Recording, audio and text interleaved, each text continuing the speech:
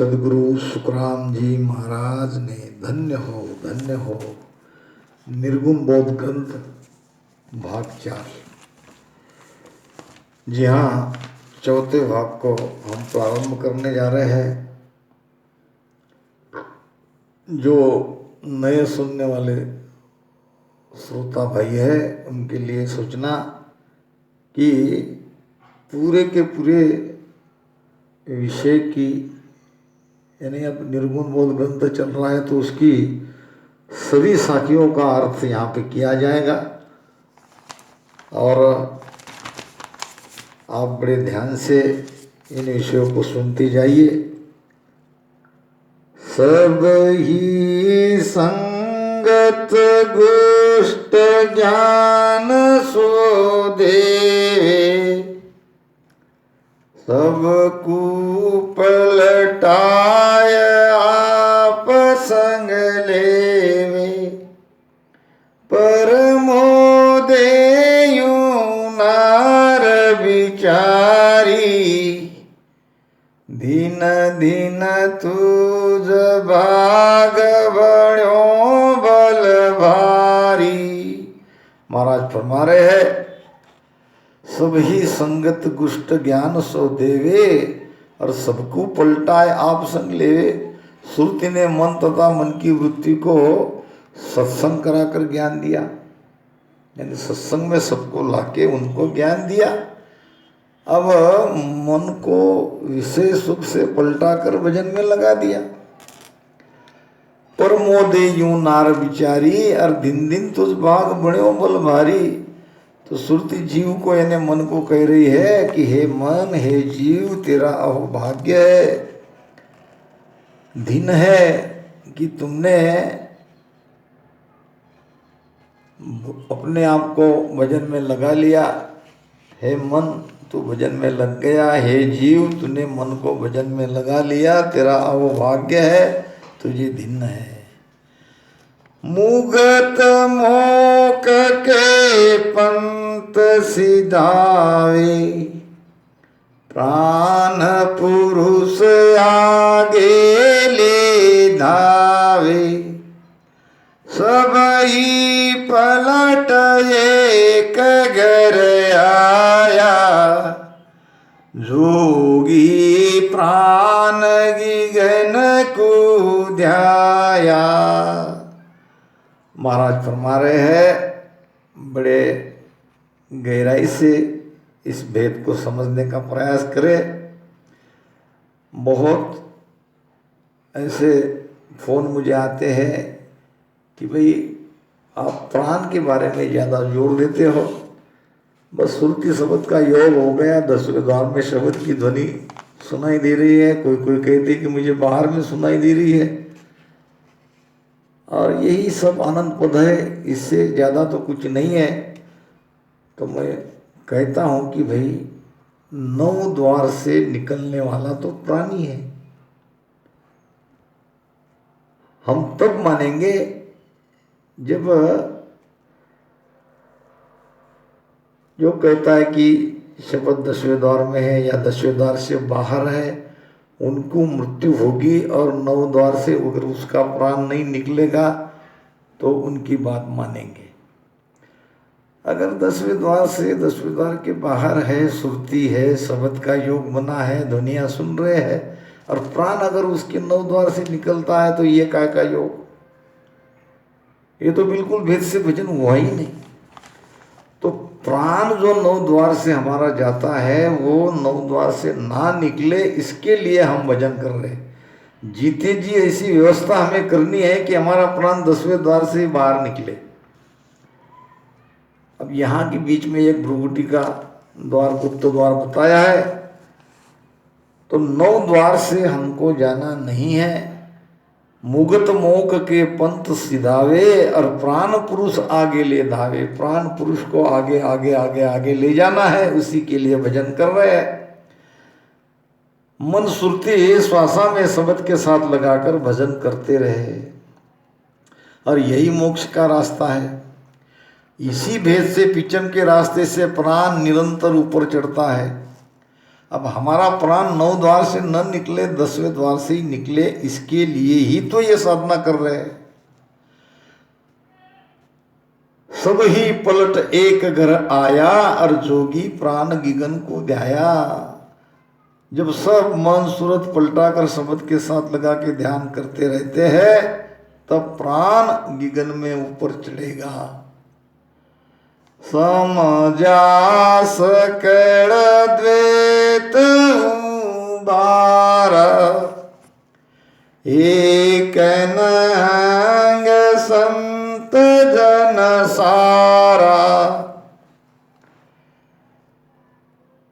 गेली गेल निसो दिन जावे, उठ बैठ सुतो नहीं चावे। ध्यान में जिसकी लीव लगी है उसकी स्थिति क्या बनती है? समझा सकड़ द्वैत हूँ बारा। द्वैत यानी दो मत। दो मत कौन से? भजन करना कि नहीं करना। ये द्वैत बना मिट जाता है। किसका? जिसने इस भेद को समझ लिया। समझा सकड़ द्वैत हूँ बारा, और एकन अंग संत जन सारा। अब जो भजन के महत्व को समझकर मोक्ष जाना चाहते हैं, वे मन की दुविधा को मिटाकर एक अंग से भजन करते रहते हैं, इनमें कोई संशय नहीं। गेली गेल निसो दिन ध्यावे, और उठ बैठ सुतो नहीं चावे। निस दिन पीछन के रास्ते से अरद उरद श्वासा में प्राण को ऊपर चढ़ाते रहते हैं, मोक्ष की राह की ओर निरंतर आगे बढ़ते हैं। और ऐसे भक्त फालतू की उठ बैठ, इधर उधर की झोड़, इसमें कभी वो नहीं लेंगे। उनको अच्छा नहीं लगता, उनको सुहाती ही नहीं। तो इधर उधर बेकार की बात में न उलझते हुए, झोड़ में न लगते हुए, और वो ज़्यादा सोना भी नहीं चाहते। बस जितनी जरूरी है उतना नींद ले लिया और उठे की भजन में। उठे की भजन में तो समय को न गंवाकर ध्यान भजन में ही वो लगे रहते हैं। कौन? जिनका ये द्वैत मिट गया, जिनको पता चल गया कि अब भजन के सिवाय कोई उपाय नहीं। बहुत लोग हैं हमारे भाई बहन जो कृपा के बैठे हैं कि कोई आके कृपा कर दे, हमारा हमें भजन न करना पड़े। ऐसा संभव नहीं है। भूल से भी ये विचार मन में मत लाओ। घाटा भांज मेरे कुमार्या, दानु दुष्ट चोर संहार्या। घाट घाट बोता जुद किया, जीत्या संत पंत सुध लिया। अब घाट घाट का अर्थ है बंकनाल से चढ़ाई, 21 घाटिया का स्थान। अब कहीं कहीं ऐसा भी सुनने को मिलता है कि जिसने रेल की जो पटरियां है वो बना ली, तो बाकी जो आगे आने वाले हैं उसको जो पीड़ा, जो तकलीफ पटरी बनाने वाले को हुई है, वो अभी आगे आने वाले को नहीं होती। ये अपना तर्क देते हैं। चलो उनके तर्क को मान लेते हैं। तो उनके लिए मेरा ये कहना है कि सदगुरु सुखराम जी महाराज जब थे, क्या तब पटरी नहीं थी? उसके पहले कोई संत नहीं थे जिन्होंने भजन किया और उस देश में पहुंचे? तो सुखराम जी महाराज को भजन करने की क्या आवश्यकता थी? नाभि में उन्होंने 12 साल भजन किया और 18 साल का भजन। ये बात अलग है, 18 साल तक भजन करते हुए भी वो वज्रपोड़ उनकी खुली नहीं, मगर खुलने की स्थिति तक तो वो आ ही गए थे। और दूसरी बात, उनके अंदर गेबो शब्द प्रकट था। तो ये सब कुछ होने पर भी उन्होंने भेद से सांसों सांस में राम राम भजन किया। क्या इसका मतलब क्या लगाओगे? जब महाराज जी के पहले बीरमदास जी महाराज, आनंद श्री दाता दरियाव जी महाराज, किशनदास जी महाराज, मेड़ता वाले सुखराम जी महाराज या रामदास जी महाराज, ऐसे एक से एक ऊंचे संत थे। केवल कृपा ही करके अमर लोग अगर चले जाते तो महाराज को भी क्या, गाड़ी की टिकट निकाल लिए और बैठ गए, रेल में पहुंच गए जहाँ जाना है वहाँ। भजन क्यों करते, पटरी क्यों बनाते? तो ये प्रमाण इस पे बैठता नहीं। सबको अपना अपना भेद लेकर भजन करना ही पड़ेगा। सबको सुखमणा जगानी ही पड़ेगी और सुखमणा के रास्ते से शब्द सुरती और मन और प्राण को ऊपर चढ़ाते ही रहना है। ध्यान लगने का प्रमाण ही तो यही है। लागा ध्यान खबर तब पाई, सुरत निरतरा मेला, मनसो पवन शब्द मिलती नो, हुआ आध घर बेड़ा। सभी तो सभी इकट्ठे यहाँ भेड़ा होना चाहिए, तभी तो ध्यान लगा। अब हमारा प्राण नीचे है, मन भटक रहा है और सुरती शब्द वहाँ पे ध्यान हो रहा है और कह भी रहे हैं कि हमारा ध्यान हो रहा है, हमारी साधना हो गई, हम यहाँ पहुँच गए। ये ठीक नहीं लग रहा है, ऐसा मेरा विचार है। मानो या मत मानो, जो कहना है मुझे कहना है, निर्णय आपको करना है। महाराज कहते हैं, घाटा भांज मेर को मार्या और दानो दुष्ट चोर सहार्या। पीछम के रास्ते से शब्द के साथ ध्यान द्वारा प्राण को ऊपर चढ़ाते हैं तब कई घाटे लगते हैं। ये चढ़ाई है, ये कठिनाई है। ऊपर से नीचे उतरना आसान है, मगर नीचे से कोई ऊपर चढ़ता है तो बड़ा कठिन हो जाता है। हमारा रास्ता चढ़ाई का है, पिचम का है, कठिन का है। अब जिसे पार करते हुए मेरू स्थान पर प्राण आता है तब यमराज के सामने हम हो जाते हैं। अब यमराज के सामने होना का मतलब क्या है कि हमें यहाँ पे उतान पात बनने लगता है, गर्दनियों पीछे झुक जाती है। तो यह प्रमाण है कि हम पीछे के रास्ते से ही जा रहे हैं और बंद प्राण को ही लगता है। शब्द कहीं अटकता नहीं है। बहुत लोग कहते हैं कि शब्द अटक गया, शब्द नहीं अटकेगा। अटके नहीं बिचे किसी हो से, ना कोई आड़ो आवे, माया ब्रह्म सकल सोई धुजे, सब कोई दर्शन चावे। ये तो महाराज का प्रमाण है। शब्द कैसे अटेगा? शब्द तो जोरावर है, शब्द तो ताकतवर है। अटकता है प्राण, अटक रहो रे साधु, अटक रहो रे, कोई मुझ मेर लगाओ बे, जिन अस्तान तीर्थंकर पूगा, सोई आसन मुझ भावे वे, निस्दिन जोर भजनम किया वर्ष 18 ताही बे, पाहन पत्थर पर आसन मेरा, रेण नींद नहीं लीवी बे। ये महाराज के वचन है।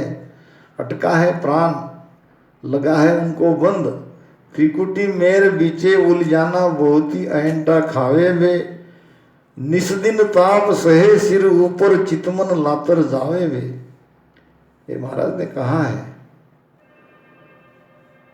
सारा ज्ञान वाणी में दिया है। तो अटकता है प्राण, और प्राण क्यों अटकता है? तो यहाँ उतान पात नाम का मेरू में बंद लगता है। घाट घाट बहुता जुद किया, और जीत्या संत पद पंत शुद्ध लिया। अब बीच में लड़ाई करनी पड़ती है।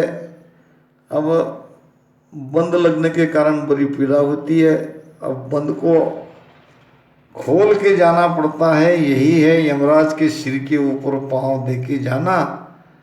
तो बीच में जो भी कोई बाधाएं आती है, मन की वृत्तियाँ आती है, उसका सबका संहार करके दानव दुष्ट और चोरों। अब दानव दुष्ट क्या है? ये मन के काम क्रोध लोभ मोह आदि विकार विषयों की चाहना, ये सब आड़े आती है।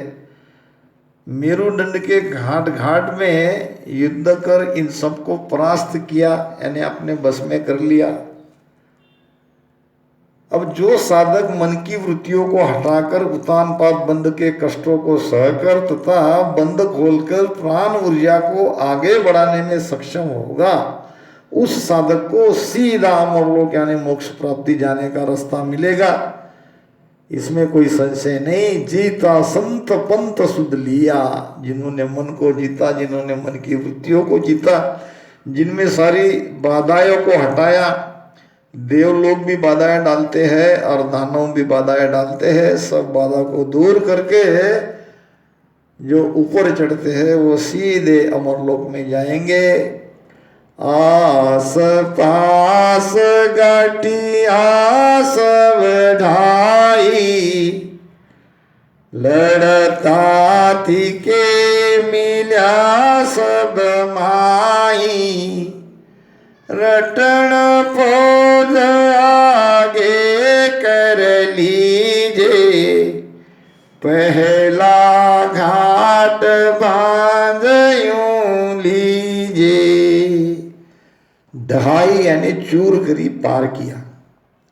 श्वासोश्वास में मन और फुर्ती को लगाकर जब भजन का प्रारंभ करते हैं तब मन के विचारों की यानी मन के आसपास की गाठियों को मन से युद्ध करके यानी मन को भेद से भजन में लगाकर मन की सारी वृत्तियों को जीतना पड़ता है। यानी उनको भजन में लगाना पड़ता है। जब मन ध्यान से सुरती को हटाने की थोड़ी कोशिश करते दिखे तब राम नाम के रटन रूपी फौज को मन के साथ लड़ने के लिए आगे करो।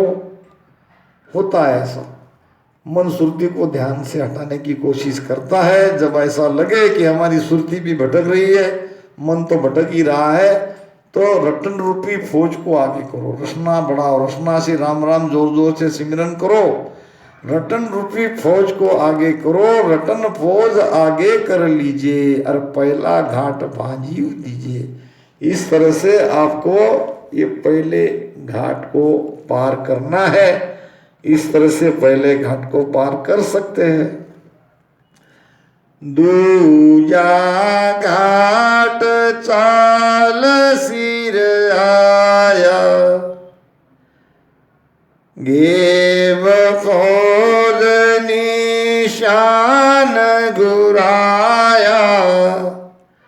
दूजे सकल भूमिया थर के, हुए आगा पीछे सर के। शब्द का अर्थ पहले जान ले। चाल सिर यानी चढ़ाई करना, निशान घुराना कहते हैं भजन में अनहद की ध्वनिया को सुनना, और भूमिया कहते हैं भूमिदार को। अब शरीर के अंदर ये चित्तमन बुद्ध अहंकारी भूमिया है, यानी बड़े ताकतवर है, उनके अंडर में सब है। गेब कहते हैं गुप्त को, और थरके कहते हैं डरने लगे। अब सबका मिला जुला के अर्थ समझने का प्रयास करेंगे। दूसरे घाट में यानी हृदय स्थान पे जब चढ़ाई करते हैं, अब चढ़ाई तो करना है, भजन करना है यानी चढ़ाई तो करना है।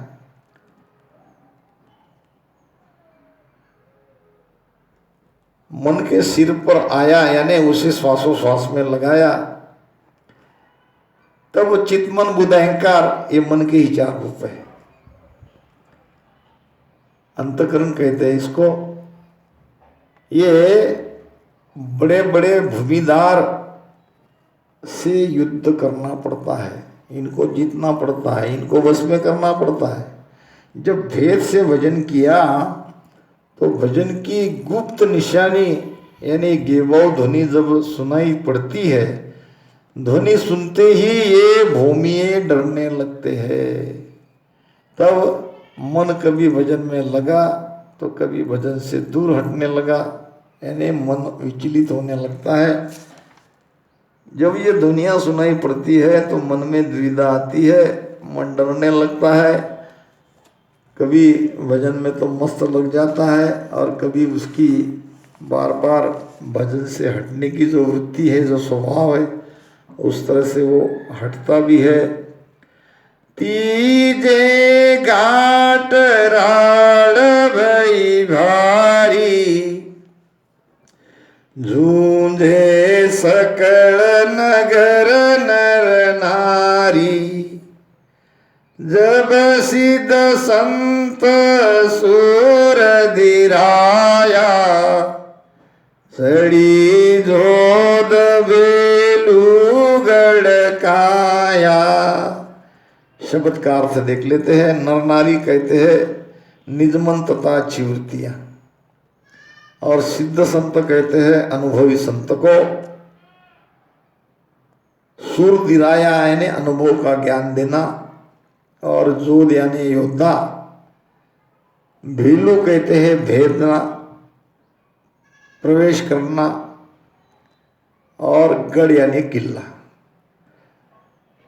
महाराज फरमा रहे हैं तीजे घाट राड़ भई भारी, और झूंझे सकल नगर नर नारी। अब तीसरे घाट में यानी नाभि में जबरदस्त राड़ होती है, जबरदस्त मन के साथ युद्ध होता है। हम उनको बार बार श्वासा में लगाना चाहते हैं और मन बाहर भागता है। तो जब ऐसी स्थिति आ जाए तो अच्छी वृत्तियों को धारण कर निज मन से खूब भजन करो, तथा पहुंचे हुए संत के ज्ञान की संगत करो।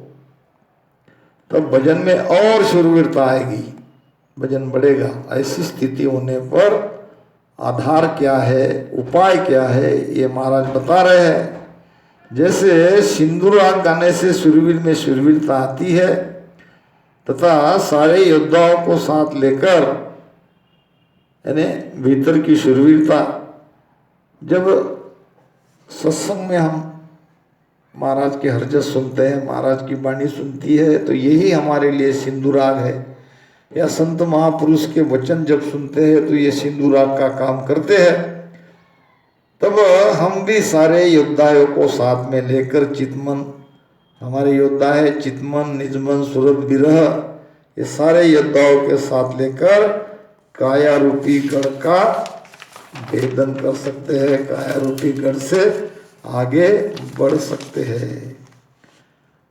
मन चित पवन सुरत गेहलिया, छेद पयाल पिछम कूदिया, ब्रह्म जोग क्रिया में भाकू, भगत जोग हृदय धर राखू।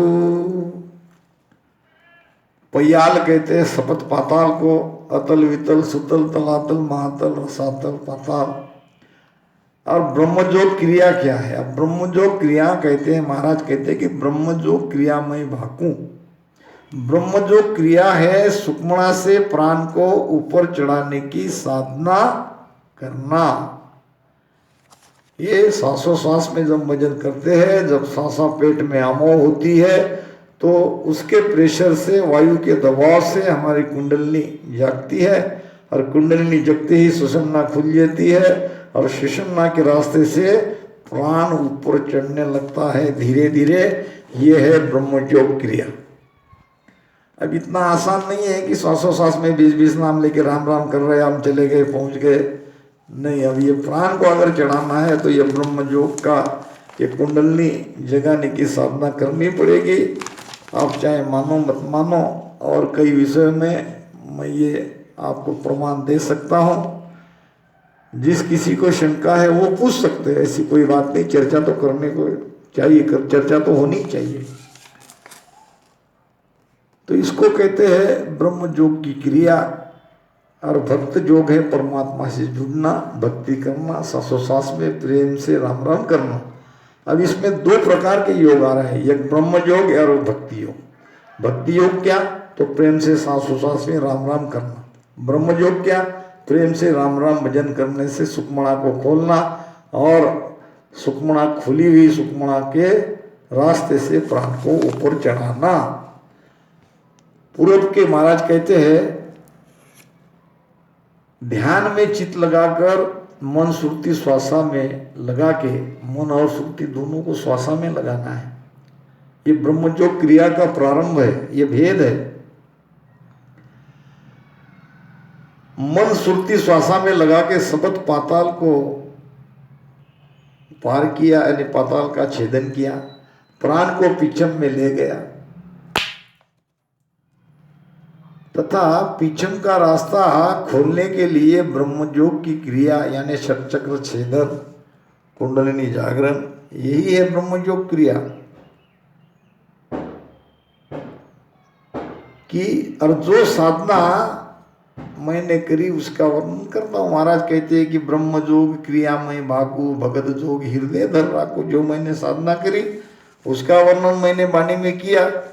अब दोनों बात है, श्वासोश्वास में राम राम भी किया, भक्त भी बना और साधक भी बना, साधना भी करी। अब इस प्रकार से हृदय में परमात्मा को बसाकर उससे मिलना चाहता हूँ, यानी राजयोग की प्राप्ति के लिए क्रिया योग भक्ति योग दोनों धारण किए। दसदा भगत वेद यूं लीजे, आन देव बदला में दीजे, बाजी भौम पटा सब किया, हरिजन राज एक कूदिया। महाराज फरमा रहे हैं अब दसदा भक्ति यानी 10वीं भक्ति, 10वें द्वार से प्राण निकालने की भक्ति। 9 भक्ति तो सब जगत जानते हैं, 9 प्रकार की भक्ति हद की होती है और ब्रह्म भक्ति ये 10वीं भक्ति है। आन देव यानी एक आत्मा के सिवाय किसी की भी भक्ति नहीं करना। 5 पीर ये भी आनदेव है। अब इसको सबका भंजन किया, भांजी यानी पार करी, इनके आगे निकल गए। भौम यानी भूमि, 3 लोक का पटा करना यानी अपने नाम करना। तो महाराज फरमा रहे हैं 10वीं भक्ति का यानी आत्मा अनुभूति का भेद इस प्रकार से धारण करो तथा बदले में एक आत्मा के सिवाय किसी दूसरी अन्य भक्ति माया प्राप्ति की भक्ति मत करो, 5 पीर की भक्ति मत करो। भेद से भजन करने से ही 3 लोक को पार कर 4थे लोक में प्रवेश होगा। सदगुरु अमर लोक का पटा लेकर अमर देश का राज प्रदान करेंगे। भांजी भूम पटा सब किया और हरिजन राज एक को दिया। जो इस प्रकार से भजन करेगा, सबको बांधेगा, उसको ही ये अमरलोक का पटा सदगुरु जरूर देंगे और वहाँ का राज दे देंगे। जाओ वहाँ पे आनंद में रहो। पूरब पीछम को आया, राम राम। पूरब जीत पीछम को आया, पाचू जोदा संग ले आया, समझा सेन संत को दीजे, सन्मुख राड़ आन सत लीजे। निर्गुण बोध ग्रंथ में महाराज बता रहे हैं पूरब जीत पिचम को आया और पाजू जोधा संगले आया। 5 जोधा कौन? 5 जोधा है 5 प्राण। जब 5 प्राण इस भजन में हम लगाते हैं और लगती है, जब नाभि में भजन आता है तो 5 प्राण भजन में लग जाते हैं। अब मन तो लगाती है, सुरती भी लगाते हैं। अब प्राण को निकालने के लिए 5 प्राण 5 योद्धे हमको भजन में लगाना पड़ेगा। और सेन कहते हैं इशारे को, राण नाम युद्ध। इशारे का एक अर्थ भेद भी होता है। महाराज फरमा रहे हैं कि पूरब के 6 स्थान को यानी कंठ, हृदय, मध्य नाभि, ब्रह्मा, गुदा छेदन कर पीछम में आए। अब ये हमारा रास्ता है, पूर्व के 6 कमल को छेदन कर महाराज जी पीछम में आए, और पीछम में आने के बाद 5 योद्धे यानी पंच प्राण को साथ में लिया, भजन में लगाया, उनके आधार से भजन आगे बढ़ाया। संतों के इशारों को यानी संतों ने जैसा भजन किया है वैसा ही करना, संत के इशारों को समझना, संत के भेद को समझना। समझा से न संत को दीजिए, संत ने गुप्त बातें शेन में कही, इशारे में कही, क्योंकि वो जानते थे जो खोजी है, जिसको अमर लोग जाना है वो तो कहीं से भी खोज ही लेगा। और कुछ कुछ ऐसे भी हो सकते हैं जो वाणियों के आधार से पहुंचा कि सुन साखी कहने वाले भी हैं महाराज, नहीं तो नहीं कहते। तो महाराज कहते हैं सुखराम संत जन कहते हैं अजब अनोपम चैन, अरविंद देखा परचो कहे सो नरक कुंड में जाए।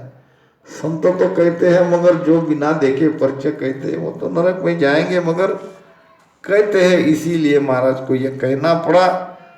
शेन में ये ब्रह्म ज्ञान का भेद बताया है, कोई भेदी है वही इस भेद से आगे बढ़ेगा। महाराज कहते हैं समझा सेन संत को दीजिए और सन्मुख राण आन सत लीजिए, यानी मन के सन्मुख आकर युद्ध करना पड़ेगा, यानी सत से असत को जीतना पड़ेगा, तब पिछम देश में हम जाएंगे। इन्हीं शब्दों के साथ यहाँ वाणी महाराज को विराम देते हैं और आगे दूसरे भाग में समझाएंगे। राम राम से।